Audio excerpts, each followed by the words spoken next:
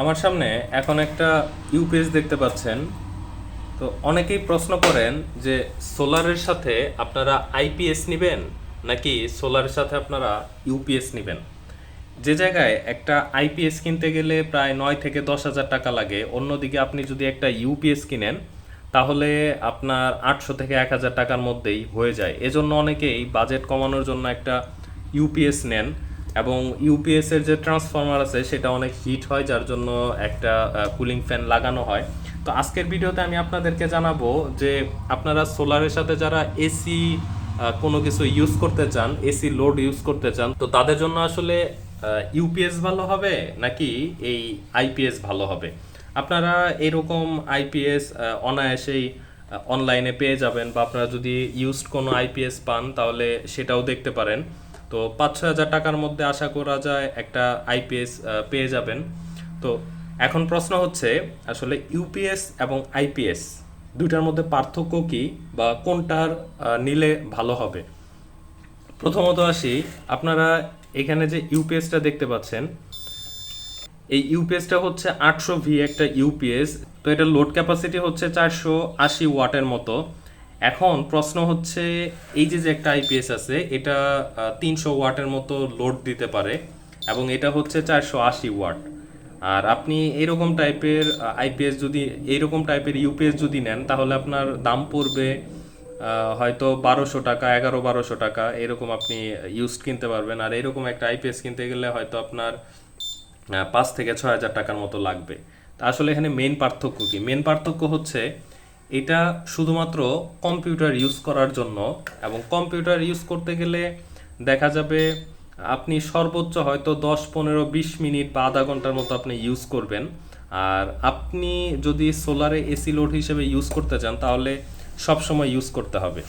অর্থাৎ এই যে ইউপিএসগুলো আছে, এখানে যে সার্কিটগুলো আছে, এটা কিন্তু সবসময় ইউজ করার জন্য বানানো হয়নি। এটা বানানো হয়েছে সর্বোচ্চ 20 মিনিট, 15 মিনিট এইরকম ব্যাকআপ দেওয়ার জন্য। এখন আপনি এরকম একটা ইউপিএস থেকে যদি মনে করেন যে আইপিএস এর মতো ব্যাকআপ পাবেন বা আইপিএস এর মতো যদি পারফরমেন্স আশা করেন তাহলে সেটা ভুল হবে। কারণ এগুলো বানানোই হয়েছে 12 ঘন্টা, 14 ঘন্টা বা এইরকম লং টাইম আপনাকে ব্যাকআপ দেওয়ার জন্য। তো এটা 350 ভিএ হলেও এটার ভেতরে যে বড় একটা ট্রান্সফরমার আছে, এটা 480 ওয়াট হওয়া সত্ত্বেও এর 4 ভাগের 1 ভাগ ট্রান্সফরমার কিন্তু এইখানে। তো যার কারণে এটার তুলনায় এটা কিন্তু অনেক ছোট। লোড ক্যাপাসিটি বেশি হতে পারে, কিন্তু লোড ক্যাপাসিটি ধরে রাখার জন্য বা আপনাকে ফুল টাইম ব্যাকআপ দেওয়ার জন্য এটা কিন্তু সেই রকমভাবে বানানো হয়নি। এই জন্য আপনি যদি এখান থেকে বেশ বড় একটা ব্যাকআপ আশা করেন, বড় একটা লোড আশা করেন, তাহলে এটা বোকামি হবে। আপনি এটা তাহলে বেশি দিন ইউজ করতে পারবেন না। তবে এখন প্রশ্ন হচ্ছে যে ভাইয়া তাহলে তো অনেকেই লং টাইম বা অনেক বছর চালাচ্ছে, তারা চালাচ্ছে কিছু ট্রিক্স অ্যাপ্লাই করে। যেমন প্রথমত হচ্ছে এটা যদি 480 ওয়াট হয়, আপনি এখান থেকে 30% to 35% ইউজ করতে পারেন। তো ওই হিসেবে দেখা যায় আপনি 150 ওয়াটের মতো যদি ইউজ করেন তাহলে দেখা যাবে এটা লংজিবিলিটিটা অনেক বেড়ে গেছে। এবং সেই সাথে কিন্তু এটার ছোট ট্রান্সফরমার হওয়ার কারণে এটা অবশ্যই গরম হবে, এবং সেই গরমটাকে ঠান্ডা করার জন্য আপনার অবশ্যই সেই ট্রান্সফরমারের উপরে একটা ফ্যান ইউজ করতে হবে।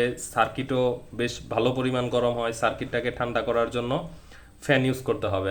অর্থাৎ আপনি একটা ফ্যান ইউজ করবেন যেটা সার্কিট এবং ট্রান্সফরমার দুইটাকেই একত্রে একসাথে ঠান্ডা করে। তো এটা অতিরিক্ত পরিমাণ গরম হয় বিদায় কিন্তু এখান থেকে এই যে এদিকে আপনারা দেখতে পাচ্ছেন একটা ভেন্ট দেওয়া রয়েছে, এই যে এদিকে ভেন্ট দেওয়া রয়েছে, অর্থাৎ বাতাসটা এদিক দিয়ে এসে এদিক দিয়ে পাস হয়ে যাবে, এবং কি নিচের দিকেও কিন্তু সেম একইভাবে এখানে ভেন্ট দেওয়া রয়েছে। তো এরকম ভাবে মূলত হচ্ছে এগুলো কাজ করে। আর আইপিএস গুলো আসলে হেভি লোডের জন্য কাজ করে। যেমন দেখা যায় আইপিএস দিয়ে অনেকে বাসার যে পাম্প আছে অর্থাৎ মোটর আছে, 1 ঘোড়া বা হাফ ঘোড়া, এগুলো কিন্তু ইউজ করে। এবং বেশ বড় বড় লোডই কিন্তু আইপিএস এর মাধ্যমে ইউজ করা হয়, কারণ আইপিএস ওই রকম ভাবেই বানানো। তো এই হচ্ছে মূলত বিষয়। তো আজকের ভিডিওটি দেখার মাধ্যমে আশা করি আপনারা বুঝতে পেরেছেন আপনার এরকম ইউপিএস নেওয়া উচিত নাকি আপনার আইপিএস নেওয়া উচিত। আমি এখানে কোনোটাকেই ছোট করছি না, কিন্তু আপনার যে ডিমান্ড, আপনি কি চান, আপনার লোড কেমন, সেটার উপর ডিপেন্ড করবে আপনার আসলে কোনটা নেওয়া উচিত। তো এটা যদি নিতে চান, ওভারঅল লাস্ট কথা হচ্ছে, এটা যদি আপনি নিতে চান বা মানে এরকম ইউপিএস দিয়ে যদি আপনি চালাতে চান, তাহলে আপনার মনে রাখতে হবে আপনার ইউপিএস যদি 300 ওয়াটের হয়, তাহলে আপনি এখান থেকে 80 থেকে 100 ওয়াট ইউজ করবেন। অবশ্যই এটা যে কুলিং সিস্টেম, সেটা অবশ্যই এনশিওর করবেন যেন এটা অল টাইম কুলিং থাকে। তো এইরকম হলে আপনি 80 থেকে 120 ওয়াট পর্যন্ত 300 ওয়াটের 300 ওয়াট লোডের যে ইউপিএসগুলো আছে সেটা থেকে মোটামুটি ভালো একটা ব্যাকআপ পাবেন। আর এরকম ইউপিএস কেনার আগে অবশ্যই একটা জিনিস মনে রাখবেন, একটা জিনিস দেখে রাখবেন, যেন জিরো লোডে এই ইউপিএসটা অফ না হয়ে যায়। যদি জিরো লোডে ইউপিএস অফ হয়ে যায়, তাহলে আপনারা একটু ঝামেলায় পড়বেন। কারণ সাপোজ আপনার একটা ফোন চার্জ হচ্ছে বা ছোট একটা ফ্যান চলতেছে, ইউপিএস ভাববে যে এখন তো আসলে কোনো কিছু ইউজ হচ্ছে না। কারণ এটা আসলে এমনভাবে বানানো, এটা ছোট ফ্যান বা ছোট আপনি ফোন চার্জ দিলে এটা অফ হয়ে যাবে। সে মনে করবে এখান থেকে কোনো লোড ইউজ হচ্ছে না, যার জন্য এগুলা অফ হয়ে যাবে। একটু আগে আপনারা যে জিনিসটা দেখতে পারছেন, তো আমি অন করছিলাম, অন করার পরে সে এখানে দেখছে যে লোড দেখছে যে কোনো কিছু নেই, তো এই জন্য সে অফ করে দিছে। এই যে এই হচ্ছে লোড। তো এরকমভাবে 1 মিনিটের মতো থাকবে, থাকার পরে এটা অফ হয়ে যাবে। আর অন্যদিকে এটা কিন্তু কোনোভাবে অফ হবে না। এটা আপনি ইউজ করেন বা না করেন, এটা ব্যাকআপ মোডে থাকলে অবশ্যই এটা অন থাকবে। অর্থাৎ এটা আপনি ম্যানুয়ালি অফ না করলে এটা অফ হবে না। বা আর অন্যদিকে এই যে এরকম কিছু ইউপিএস আছে যেটা জিরো লোডে অফ হয়ে যায়, আবার অনেকগুলো আছে জিরো লোডে অফ হয় না। তো যখন আপনি এগুলো কিনবেন তখন অবশ্যই এটা বিচার বিশ্লেষণ করে ঘাটাঘাটি করে এরপরে কিনবেন। তো এই ছিল আজকের ভিডিও। আশা করি আপনারা খুব ভালোভাবে বুঝতে পেরেছেন আপনাদের আসলে ইউপিএস নেওয়া উচিত নাকি এরকম একটা আইপিএস নেওয়া উচিত, যারা সোলারে অল্টারনেটিভ কারেন্ট ইউজ করতে চাচ্ছেন।